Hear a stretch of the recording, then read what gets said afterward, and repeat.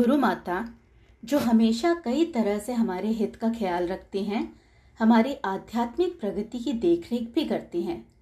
सांसारिक मामलों में उलझे हुए बहुत से लोग इन बातों को नहीं समझ सकते हैं। अगर हम माता जी के स्नेह का महत्व ना समझकर अपने समर्पण में कमी लाते हैं तो नुकसान हमारा ही है और हम साधारण मनुष्यों की तरह अपने दिव्य स्वरूप का अनुभव नहीं कर पाएंगे। हमारा ये रवैया माता जी आसानी से समझ जाती हैं, क्योंकि माता जी हमारी सभी गतिविधियों पर नज़र रखती हैं।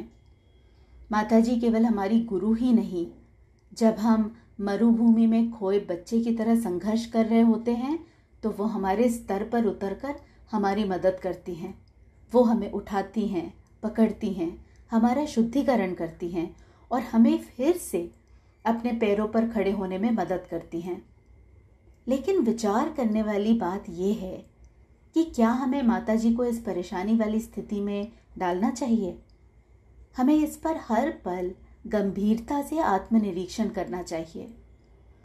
यदि हमारी दैवीय शक्तियाँ इतनी स्वभाव से क्षमाशील ना होती तो प्रकृति के कठोर नियमों के अनुसार सभी को दंड दिया जाता।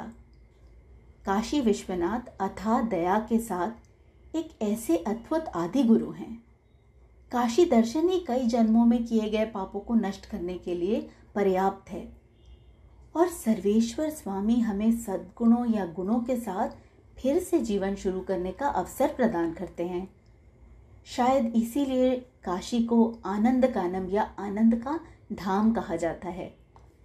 जैसे ही वे भक्त जो पूरी तरह से आत्मसमर्पण कर देते हैं दिव्य शक्तियों की आभा में प्रवेश करते हैं, तब चित्रगुप्त द्वारा बनाए गए उनके अच्छे और बुरे कर्मों का लेखा जोखा गायब हो जाता है।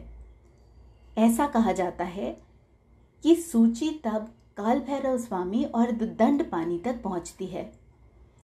इसलिए सबसे पहले भगवान काल भैरव के दर्शन करने पड़ते हैं, जहां मुख्य पुजारी हमें अपनी दंड अर्थात एक छड़ी के साथ सिर पर थपथपाते हैं।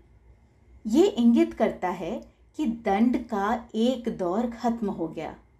तत्पश्चात दंड पानी के दर्शन से सांसारिक कष्टों के एक और दौर से बचा जा सकता है।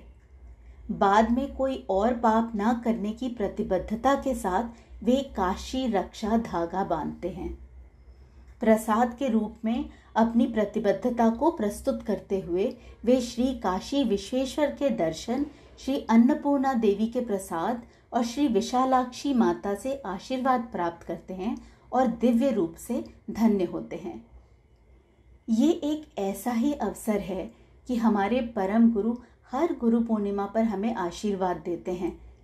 लेकिन क्या हम काशी रक्षा सूत्र को केवल सुरक्षा के रूप में मान रहे हैं या अपनी प्रतिबद्धता के प्रतीक के रूप में?